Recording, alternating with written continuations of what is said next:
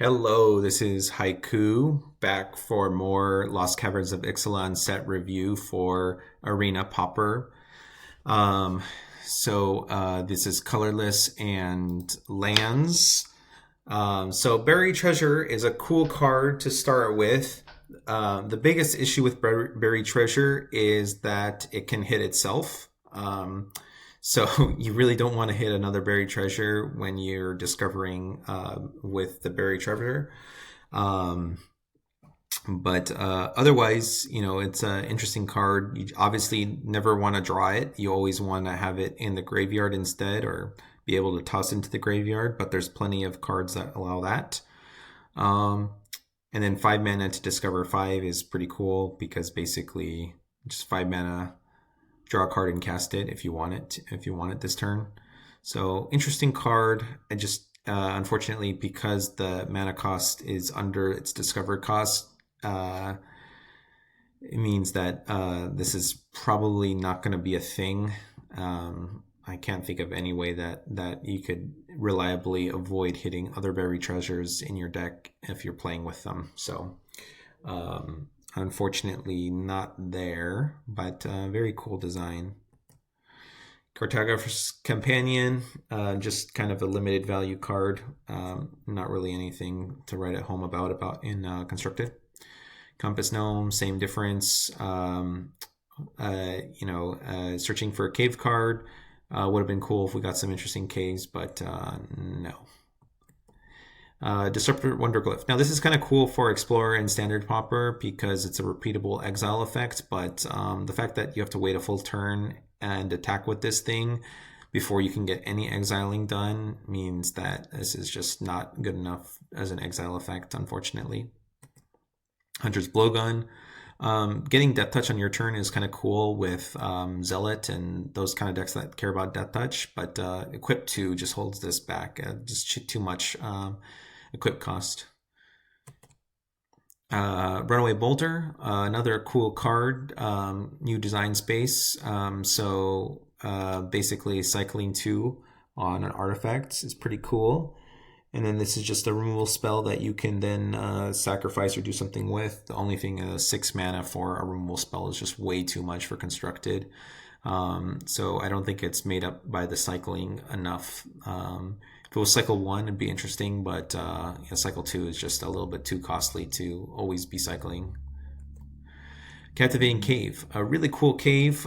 There's this effect already. I forgot. Shimmering Grotto? No, I don't think that's the name of the card. Anyway, there's a card like this already in Paper Pauper that you can sacrifice to put 2 +1/+1 counters on a creature.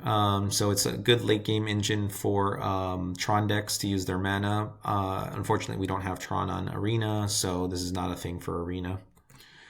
Hidden Cataract, I'm going to use this as a stand-in for all of the cards. So every color gets this. So they all have ETB tapped, add one of their appropriate color, and then 5 mana tap and sacrifice them to discover 4.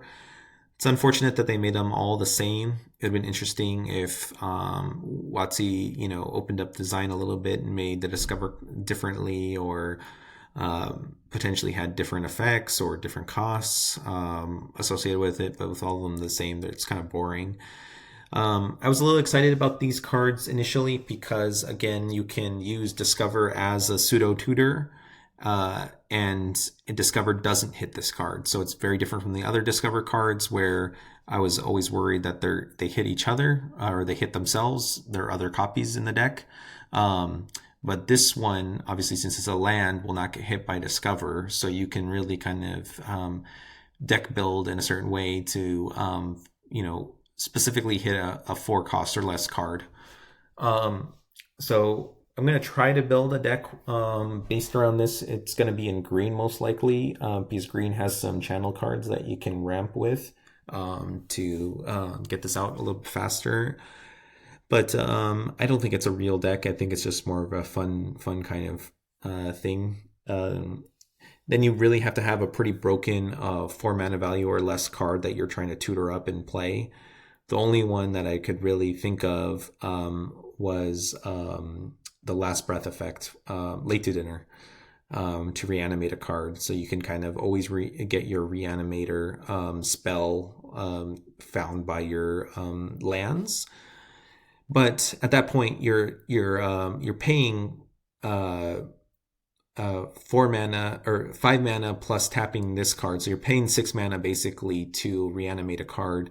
There's no cards that are other than the prototype cards that are above 6 mana that you actually even want to hit. So you might as well just cast the card at that point. So it's kind of like a flawed concept that doesn't quite come together. So just for funsies, it's kind of cool idea, but not really constructed playable. And then the last card of the set, just the Promising Vein. We've had this effect before. It's not that good. It's just all right. I think you much rather play the New Capenna lands. And then if they don't fit your color type, if you're not playing shards, I guess, instead of wedges. So if you're playing wedges, this is still not good enough, I don't think.